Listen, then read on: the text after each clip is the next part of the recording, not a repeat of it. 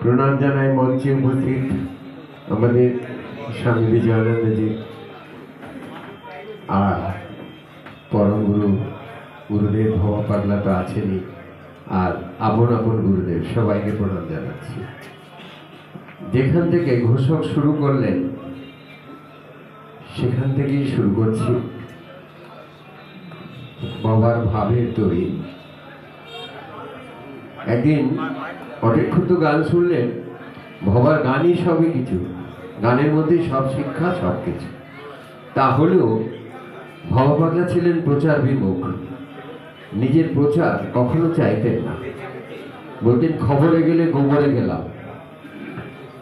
তা আমি একদিন ঠিক করে নিয়েছিলাম যে আজকে আমি অনুমতি আদায় করব।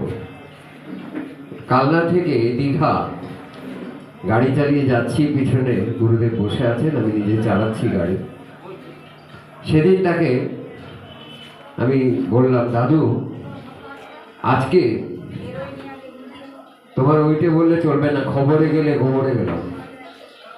দেখো ঠাকুর রামকৃষ্ণের কথামৃতে শ্রী মাস্টারমশাই লিখে গেছেন, যার ফলে সারা বিশ্ব শ্রী রামকৃষ্ণকে জেনেছে।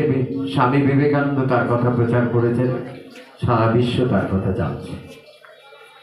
আর তুমি এত মূল্যবান কথা, এত মূল্যবান গান রেখে যাচ্ছ, আর খবরে গেলে গোবরে বললাম এইটা বলে এড়িয়ে চলে গেলে এটা চলবে না। এটা আমাকে কৃপা করে তুমি অনুমতি দাও, তোমার কথাগুলো প্রকাশ করব। আমাকে একটা পত্রিকা প্রকাশের অনুমতি দাও।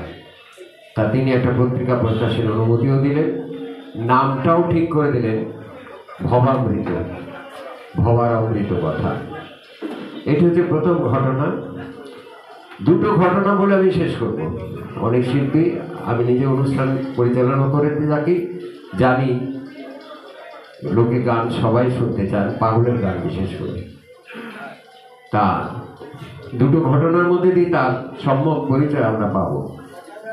প্রথমটা হচ্ছে দীঘায় যাচ্ছি গাড়িতে, রাস্তায় কোলাঘাটে একটা দোকান পড়ে। গল্প শুনতে তো সবারই ভালো লাগে, বন্দি গল্পটা শুনুন। দোকানটার নাম দাদুর দোকান। সবাই আগ্রহ নিয়ে থাকে যে কখন দাদুর দোকানে পৌঁছবো, এগুলো লুচি তরকারি পরোটা খাবো, পাগলের সারথীরা খুব আনন্দ করবো। ক্ষুধার্ত থাকে তো গাড়িতে অনেকক্ষণ চলার পরে। তা দাদুর দোকান কোলাঘাটে নেমেছি। আর দাদু, অর্থাৎ আমরা দাদুই বলতাম ভবা পাগলাকে, গুরুদেবকে, তুমি কি খাবে দাদু? না, আমার জন্য একটা মিষ্টি নিয়ে এসো। আমি একটা প্লেটে করে একটা বড় দেখে রাজভোগ রসগোল্লা একটা বড় দেখে নিয়ে এলাম। একটা চামচ দিয়ে রসগোল্লাটাকে তিনি অর্ধেক কাটলেন, কেটে বলেন, বাবা একটু লবণ নিয়ে এসো। আমি একটু আশ্চর্য হলাম, মিষ্টির মধ্যে আবার লবণ দেবে, আবার কেমন কথা। গুরুর আদেশ, লবণ নিয়ে এলাম। লবণ আনার পরে বলছেন, বাবা একটু মরিচ নিয়ে এসো। আমি আরও আশ্চর্য হয়ে গেলাম, আমার মরিচ আনতে বলে কেন? মরিচটাও এনে দিলাম। মরিচটা আস্তে করে রসগোল্লার উপরে ছিটিয়ে দিলাম। আমি কৌতুক করে বলে উঠলাম, দাদু এবার একটা টক দিলে পারো, নুন দিলে, ঝাল দিলে, এবার টক দিলে পারো। ওই তো কথা বলি, এই যে টিএলকে টক, এইটি আমার টক বাবা। আচ্ছা বলো তো বাবা, এই মিষ্টির মধ্যে নুন ঝাল দিই কেন? তুমি বলো, এর উত্তর আমার কাছে নেই। তখন তিনি বলছেন, দেখো বাবা, সংসারে মিষ্টির ভাবটা বেশি রাখবে, রসগোল্লা মিষ্টি বেশি, কিন্তু একটু নুন ঝালটা দিতে হবে, একটু ঝাঁঝটা রাখতে হবে, তাহলে মাড়িয়ে চলে যাবে। আমরা ঠাকুর রামকৃষ্ণের কথা শুনেছি না, তুই ফোঁস করলি না কেন? তোকে কামড়াতে নিষেধ করেছি, কিন্তু ফোঁস করবি। তাই আজকে আমাদের একটু ফোঁস করতে হবে।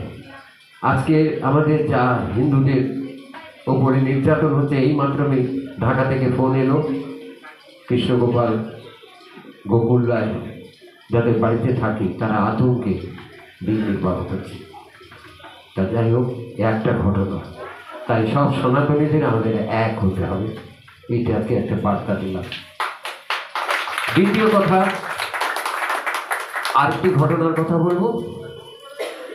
আমি যাচ্ছি সিমলায় দলবল নিয়ে, সিমলা কালীবাড়িতে অনুষ্ঠান হবে। সিমলা পৌঁছবার আগে একটা মণিকরণ বলে একটা উষ্ণ প্রস্রবণ পড়ে, অর্থাৎ গরম জল সবসময় ফুটছে দেখা যাচ্ছে। আর সেখানে দেখলাম বড় বড় হাঁড়ি চাপানো আছে, ওই গরম জলে ওতে ভাত সেদ্ধ হচ্ছে পায়েসের জন্য, এত গরম জল। আমি আউট অফ কিউরিসিটি আমি আমার মোবাইল নিয়ে ওই গরম জলের ছবিটা, ফুটন্ত গরম জলের ছবি তুললাম। ছবি তুলে গাড়িতে উঠেছি। আমরা 11 জন, এবং তার সঙ্গে অনিতা, যে ভববাংলার পার্শ্বদ গায়ে, সে আর তার স্বামী সুবীর, তারা ছিল। পাপড়ি গাঙ্গুলি ছিল, রাতুল পর্বত, এরা সব। তা এরা, আমি মোবাইলের গ্যালারিটা খুলে দেখছি, আর আমি বিশ্বাস করতে পারছি না, এই কি দেখছি। ওই যে ফুটন্ত জলের ছবি তুলেছিলাম, তাতে দেখছি ভবা পাগলার ছবি, ফুটন্ত, পরিষ্কার তার ছোট দাড়ি, চোখ, মুখ, নাক। আমি দেখালাম সুবীরকে, ভবা পাগলার পার্শ্ব অনিতাকে, কি দেখছো? বলে তাই তো, কি দেখছি। আশ্চর্য। অর্থাৎ এইতে প্রমাণ হয় যে কথা যে যখন চিন্তা করে ভবা পাগলা তার মধ্যেই থাকে, ওই ফুটন্ত জলের মধ্যে ভবা পাগলা। এটা কিন্তু চাক্ষুষ ছবিটা আমার কাছে এখনো আছে, এই ছবি। তা ভবা পাগলা এইরকম তার সবটা, তাকে ডাকলে পাওয়া যায়। ওই যে গিয়ে গেল না, বহু জানার মাঝে মাগো তোমায় আমি দেখতে চাই, নইলে কি মা অমল করে পাগল হয়ে গান গায়। তা সবার মধ্যেই ভগবান আছেন, সেই ভগবানকে, সুপ্ত ভগবানকে জাগাতে হবে। শত্রু মিত্র কেউ নাই মোর, তোমার নামে রাখো বিভোর, আমার কেউ শত্রু নেই, মিত্র নেই।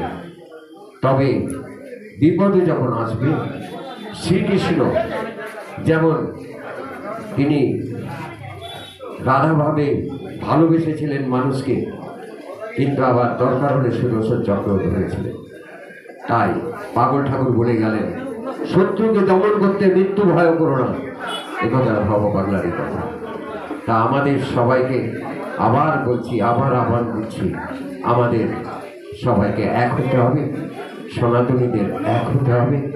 এবং আগামী ঘোষণা করে যাচ্ছি, আগামী 5ই জানুয়ারি স্বামীজির বাড়ি থেকে আদ্যাপীঠ মন্দির পর্যন্ত একটা মানব ধর্মীয় শোভাযাত্রা হবে। যারা মানব ধর্মে বিশ্বাসী, সমস্ত ধর্ম মত নির্বিশেষে সবাই যাবে।